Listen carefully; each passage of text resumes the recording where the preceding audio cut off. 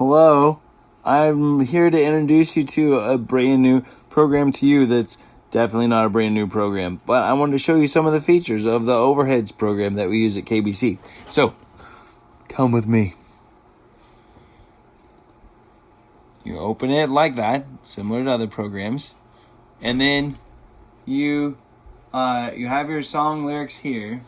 For this song, there's only one screen, so you don't have the next line, but usually you'll have the next line of the song. For some songs, there are chords. To turn those on, you push the button right below backspace, and it turns on the chords. And the way you know that there are chords for a song is they'll show up down here on the bottom right, or they'll be, if the switch is on, then they'll show up there. But we'll turn them off for now. Then, for other songs, like, we'll just put in Awesome God. You can type a song to bring it up in the index. And over here on the right, it shows you how many songs have what you've typed in them. It builds an index of all the lyrics of the whole database of songs that have been added. And so then if you're typing along and you're like, well, I think it's actually not Awesome God, I want another one that has awesome in it, then you use the page down button, and it cycles through the songs that are that have that word in them. This is a great book of the Bible, Joel. It's a good book to have a song in. So if you want to know that one, and you're like, oh, I don't know the chords for that, then again, you can push the chord right here and you go. Just like, the Lord utters his voice before his army, surely his camp is very great. So that's a song that's in our program. But really, then you're like, no, I really wanted to do Awesome God, because nobody knows that song. But everybody knows this song.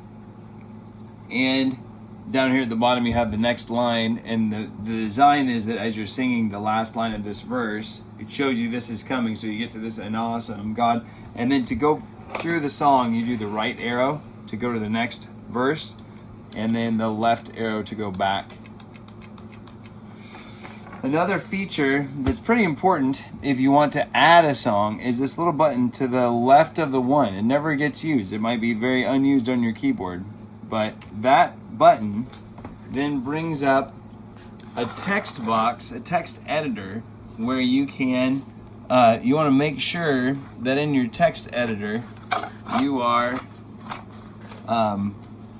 that you are working with a monospaced font. So up here in font, you want to go to like this one. That might be monospaced, but I'm not for sure. I know that Courier New is monospaced, so I'm looking for that one. Courier and Courier New both, yeah. And then just make it so you can read it. This is not what you'll see on screen. It's just so that you can put the chords in the right place. The flag for a line that has chords is a %. So if you see a %, then you know this line, this whole line is chords for the song. And that's how you add chords as well as you do it in here. You can copy and paste lyrics from like a website, but it needs to be in this format. Some songs have a title, all songs have a title. Some have an order as well, and it shows you the order that you use to sing the song. And for this one, it's 1, 2, 3, 4, 5, 3, and that's just the sections. They're not numbered. It's just, somehow you know what the sections are, and that's what you put. And so this is how you edit a song, and then when you're done, you save it, and then you exit, and then you go back to your other program, and it updates it. It also will update any changes you make. I'll open that window back up again, and any changes you make, like if you take out the word he in that first verse, when you save it, it actually automatically updates it in the program. So we don't want to do that because that's wrong. So we'll put it back and save it again. But it does update it. If you save it, it'll update the version even as you're looking at it. When you put a new song in, we'll do that real quick. It's similar to editing. You push this, so this is you push that button that's next to the one, but actually you want to start, I skipped a step. You go to the very last number, 361 I think is the last song that we have. It's a song for Psalm 1, And then 362 is not found in, and it's the songbook we're using is Kansas Bible Camp. There's actually several songbooks. There's F1 is KBC, F2 is Hymns of Truth and Praise. They're not all in here, but there are some songs from Hymns of Truth and Praise in here. The Praise Chorus book, a pretty common praise song book. There's Emmanuel Mission School, another place that uses this program, and they have some in here. And then there are also Navajo Hymns of the Faith. You might not know very many of those Navajo Hymns of the Faith unless you know Navajo. But then there's also Hutchinson Gospel Chapel. That's our local assembly here in Hutchinson. They have some songs in there as well. So that's their songbook.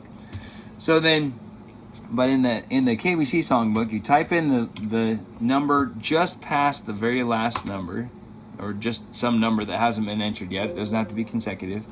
And then once you push that number, it says not found. Then you push that tilde, and it brings up a new editing window.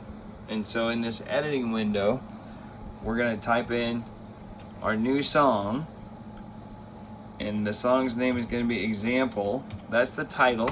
Then you put an equals to show that it's beginning of a verse. We'll have come to camp. It's super fun. And then you can add your chord line, like if this is in C, and then if there's a G right here, then you do that, and then you save it. I'm just doing the keyboard shortcut for save, Control S, saves it. Or you can, if you just do it right here, File, Save. And then you close it, and this is where the magic happens. Then you go and you type in 362 because you just made that song, and there's your song. And if you need to turn off the chords, again, you can push this button right below backspace, turn it back on. Now, if you type in come to camp, it will not show up. See how it says no songs over here? Because you haven't added it to your index. So this question mark right next to shift, you push that, and it builds the index for the program. Building index. And it takes a little while because it's taking all of the lyrics from all the songs and all of the songbooks and making one giant index of them that is searchable. That's what you're searching when you type things. And then, once it's up, you'll be good to go. I'll show you a couple of shortcuts and we'll be done.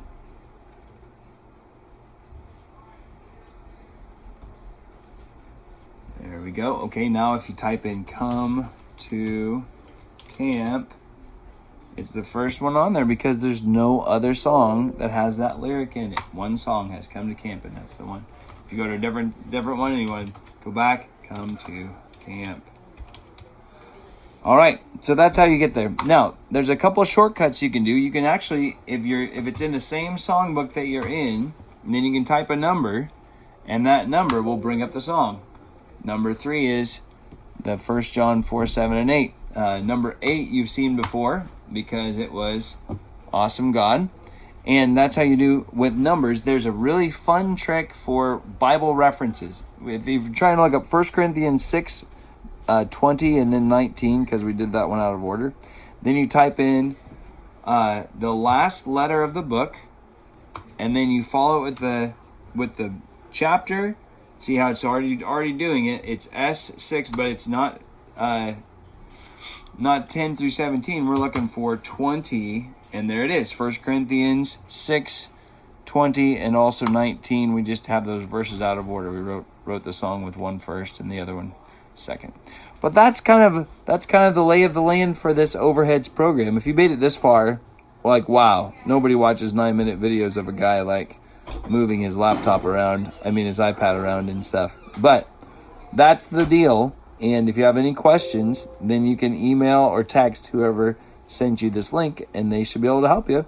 Have a great rest of your whatever it is, day or morning or evening. Bye.